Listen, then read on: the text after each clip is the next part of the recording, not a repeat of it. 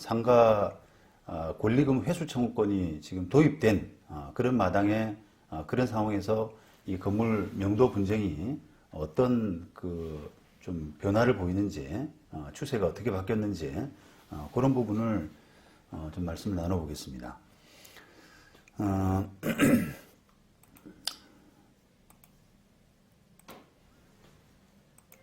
이 지난번에 말씀드린 것처럼 사실 이게 건물 명도 사건의 상당 부분 상가 점포와 관련된 건물 명도의 상당 부분은 그 상가 권리금을 두고 발생한 것이라고 해도 과언이 아닙니다. 결국은 이게 상가 그 권리금을 받고 나가고 싶은데 아니면 조금 더 하고 싶은데 임차인의 마음이 근데 임대인은 이 부분을 받쳐주지 않고 그냥 나가라고 그러든지 아니면 권리금을 못 받게 한다든지 하기 때문에 건물 명도 분쟁이 생길 수밖에 없는 구조거든요. 그래서 임차인은 이제 소송으로서 이제 다투고 버티고 하는 그런 상황이 생기는데 그런 소송 과정에서 지난번 말씀드린 것처럼 임차인이 사실 다툴 만한 어떤 무기, 대항할 수 있는 어떤 그 권리 이런 부분들이 거의 이게 보장되어 있지 않다 보니까 사실은 좀 어떻게 보면 좀 무력했어요. 그러다 보니까 지금 있는 거 없는 거 다 끌어모아서 필요비, 유익비, 그 다음에 부속물 매수 청구권 이런 부분들을 동원하고 그 다음에 감정 절차를 통해서 뭐 기일을 지연시키고 하는 그런 과정들을 이제 쭉 밟아왔는데 아무래도 이제 이런 부분들이 임차인 입장에서는 원래 없는 권리 하에서 뭔가 명도소송에 대응하다 보니까 좀 약간 구차할 수밖에 없었거든요. 그래서 결국은 이게 그런 부분들 때문에 건물 명도 사건이 굉장히 어떻게 보면 법원 내에서도 사실은 조금 문제가 많이 된 그러니까 다시 말하면 임차인들의 권리가 일단은 없다. 크게 없기 때문에 간단한 사건이면 건물 명도 사건은 되도록 좀 빨리 맞춰라 라고 하는 것이 법원 내부의 약간 어떤 뭐 규칙 내지 관행 이런 부분으로 좀 자리를 잡고 있었어요. 그래서 왜냐하면 임차인들은 계속 이런 이유 저런 이유 가지고 계속 재판을 연기하려고 재판을 지연하려고 하기 때문에 거기에 대한 대응책으로 이게 건물 명도 사건은 특별히 이제 시간을 좀 빨리 특별한 어떤 증거라든지 합리적인 재판 속행의 이유 이런 부분이 없다 그러면은 그 재판을 좀 빨리 마쳐라라고 하는 것이 예전 재판의 이제 실무였습니다. 그래서 그런 어떤 재판의 관행 덕분에 명도 사건이 조금씩 이제 속도가 빨라지는 그런 경향이었습니다.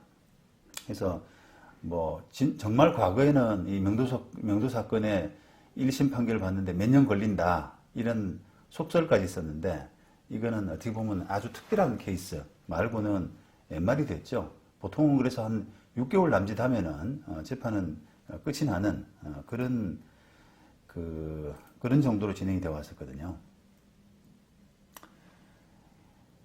그래서 법원으로서는 이게 재판 지연이다라는 판단이 들면은 증거 절차도 잘 안 받아주고 그다음에 또 한번 받아주더라도 기일을 다른 일반 재판보다는 기일을 좀 짧게 해서 예를 들면 우리 재판이라는 것이 보통 한 번 속행한다 하면은 뭐 한 달 정도는 보통 걸리잖아요. 그런데 이게 명도 사건에서 지연의 의도가 있다라는 판단이 들면은 증거 절차는 잘 안 받아줄 뿐더러 받아준다고 하더라도 다음 기일을 뭐 2주라든지 3주라든지 이런 식으로 좀 짧게 잡아서 재판을 좀 빨리 마치려고 하는 그런 경향들이 좀 있었습니다.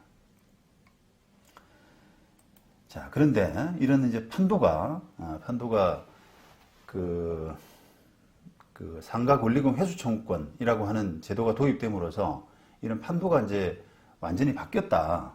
명도 사건의 판도가 바뀌었다라고 해도 과언이 아닌 것 같아요. 자, 예전에는 정말 할 게 없어서 임차인 입장에서는 다툴 수 있을 만한 권리가 없기 때문에 부득이 뭐 재판 연기하고 그다음에 변호사 선임해서 답변서도 안 받고 소장도 안 받고 이러면서 연기하는 그런 방법밖에 없었지만 이제는 권리금 회수 청구권이 있기 때문에 이 당당하게 내가 권리금을 회수해 나가려고 하는데 주인이 이것을 방해해서 나는 못 나갔다. 그래서 손해배상해 달라. 이런 식으로 어떻게 보면 약간의 정식적인 그런 권리가 생긴 꼴이 됐죠. 그래서 이 부분으로 이제 명도 사건의 쟁점들이 많이 옮겨갔고요. 또 반대로 예전에 그 주요 쟁점이었던 필요비, 유익비, 뭐 부속물 매수 청구권 이런 부분들은 요즘은 별로 이렇게 주장을 잘 안 하더라고요. 그 부분이 어째 보면은 결국은 그 상가 권리금하고도 많이 관련되어 있는 부분이잖아요. 상가 권리금이란 게 결국 그 뭐 시설물, 그죠? 시설물 또는 영업권 장사가 잘 되고 하면 시설물은 별로 없어도 장사가 너무 잘 되고 하는 그런 자리라고 한다면은 그런 영업권 이런 형태로 해서 그 임차인들이 좀 오래 하려고 하는 그런 부분들이 다 이제 건물 명도에서 버티고 그다음에 또 그 보상을 달라 그러고 하는 그런 부분이거든요. 결국은 이제 권리금 문제라고 하는 거죠. 그래서 이 권리금 문제가 어떻게 보면 정식적으로 지금 임대차 보법에 들어와 버렸기 때문에 이제 그걸로서 정식으로 이제 다투는 그런 구조가 돼 버렸다는 겁니다. 요 임대차 보법 10조의 4에 들어왔는데요. 임대인은 임대차 기간이 끝나기 6개월 전부터 임대차 종료 시까지 다음 각 호의 어느 하나에 해당되는 행위를 함으로써 권리금 계약에 따라 임차인이 주선한 신규 임차인이 되려는 자로부터 권리금을 받는 것을 방해해서는 안 된다라고 하는 거죠. 결국은 간단히 읽어보자 그러면 임대차 종료 무렵에 임차인이 다른 임차인 소개해서 그 권리금 받으려고 하는 것을 특별한 이유 없으면 방해해서는 안 된다 이런 거예요. 그렇게 방해하면은 손해배상을 하는 그런 구조로 지금 되어 있습니다.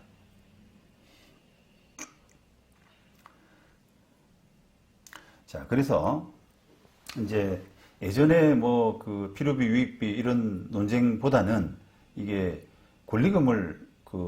권리금이란 부분이 정식으로 제도로 들어와 있기 때문에 권리금을 받는 것을 임대인이 방해했다. 이런 식의 이제 그 항변이 오히려 이제 주가 되는 경향이 있는데요. 이제 지금 뭐 어차피 제도 자체가 초기이기 때문에 아직은 더 이제 그 진행이 되어 봐야 알겠습니다만, 이런 그 구조, 따라서 이제 이거를 가지고 뭐 시간도 끌고 그 다음에 보상도 받고 하는 그런 구조로 가는 형태인데 이걸 하기 위해서 임차인 입장에서는 이게 그 어쨌든 지금 현행법 하에서 사람을 소개해야 되는 그런 구조이기 때문에 없는 임차인도 마치 이제 진짜 임차인인 것처럼 해서 소개를 하는 이 사람이 여기 들어올 사람인데 받아주세요라고 이렇게 소개를 하는 그런 경우까지 이제 생기게 되는 거죠. 근데 이게 자칫하면은 어찌 보면은 없는 임차인 그죠? 허위 임차인이기 때문에 이게 잘못하면은 권리금 받아내려고 하는 그런 사기죄가 될 수가 있겠죠. 그런데 실무에서는 이게 이 사람이 정말 임대차 계약을 체결할 의사가 있는 사람인지 아니면 동원된 사람인지 이런 부분을 잘 알기가 어려워요. 그러다 보니까 그걸 재판을 하려면은 증인 절차 같은 경우는 시간이 많이 걸리고 하기 때문에 시간을 이렇게 잠깐만요. 이게 시간이 이제 진짜인지 아닌지 하는 부분을 가리기 위해서 가리기 자체가 어려운 데다가 또 그걸 가리려고 그러면 상당한 시간이 소요되기 때문에 어쨌든 임차인으로서는 이게 그 소기의 목적을 달성할 수가 있게 되겠죠. 그래서 이제 이런 허위 임차인을 동원하는 이런 시도가 많아지고 있습니다. 그리고 이제 이 권리금 회수 청구권을 방해한 행위에 따른 손해배상 액수는 지금 주선한 임차인으로부터 받을 금액이나 또는 권리금을 통해서 나온 액수, 그 둘 중에 낮은 금액으로 되어 있거든요. 그래서 이걸 이제 손해배상 액수를 규명하기 위해서는 이 권리금 감정을 거의 하도록 되어 있어요. 실무상으로. 그러다 보니까 요 감정 절차가 또 시간을 잡아먹는 그런 요소로 또 작용하게 되겠죠. 네.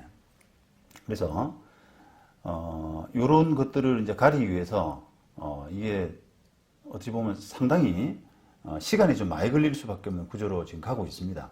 그래서 요즘 명도 사건은 종전에 비하면 훨씬 길어진 듯한, 제 느낌에는 한 2배 정도, 훨씬 길어진 2배 정도까지 이게 훨씬 길어진 듯한 느낌이에요. 이걸 그 권리금 회수 방해냐 아니냐라고 하는 걸 따지다 보니까 그 부분이 훨씬 길어지고 또 액수도 크고 하는 그런 문제가 지금 생깁니다.